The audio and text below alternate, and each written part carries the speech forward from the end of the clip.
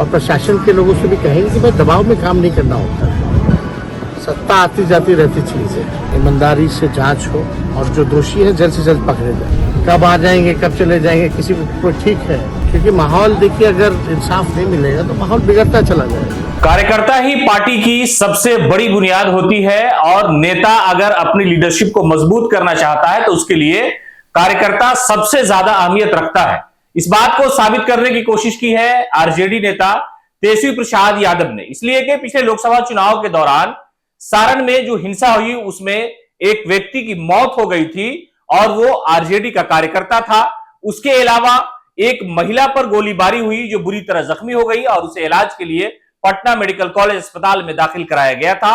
लेकिन चुनाव की हलचल जैसे ही खत्म हुई, तेजस्वी प्रसाद यादव अपने नेताओं के साथ उन लोगों से मिलने पहुंच गए और उनकी आर्थिक सहायता भी की। उसके बाद आरजेडी के कार्यकर्ता और नेता ये लिखने लगे कि जो नेता होता है उसकी सबसे बड़ी मजबूत और सबसे बड़ी बुनियाद राजनीति में वो कार्यकर्ता होता है। अगर उन्हें कोई परेशानी हो, उनके साथ कोई दुश्वारी हो और नेता अगर कंधे से कंधा मिलाकर मुसीबत के वक्त उनके साथ खड़ा होता है, उनका आंसू पोंछने की कोशिश करता है, तो वो लीडर सबसे बड़ी लीडरशिप में बदल जाती है।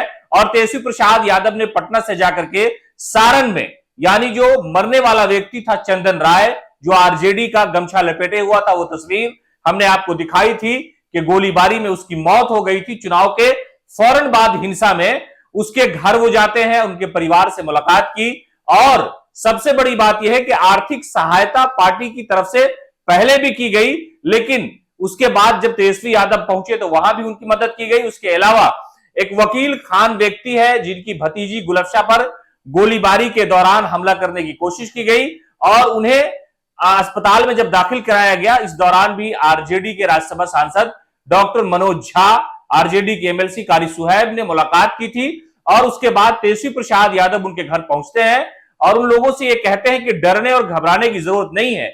आप आरजेडी के समर्थक हैं, आप आरजेडी के कार्यकर्ता हैं। पहले सामाजिक न्याय का दौर था और अब सामाजिक न्याय के साथ साथ आर्थिक न्याय का दौर है। तेजस्वी आपके साथ मजबूती से खड़ा है। लोकतंत्र को ये लोग अगवा कर लेना चाहते हैं, इसलिए आपको घबराने की आवश्यकता नहीं है।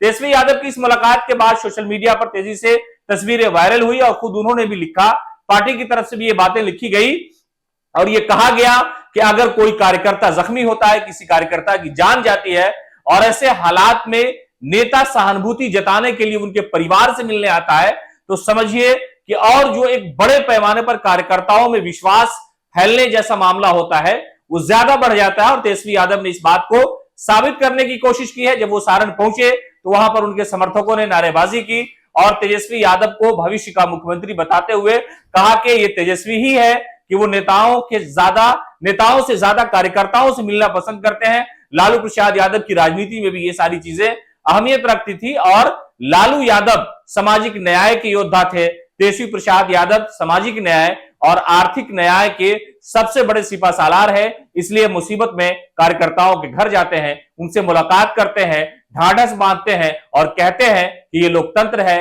बाबा साहब का संविधान है और आपको डरने की जरूरत नहीं है।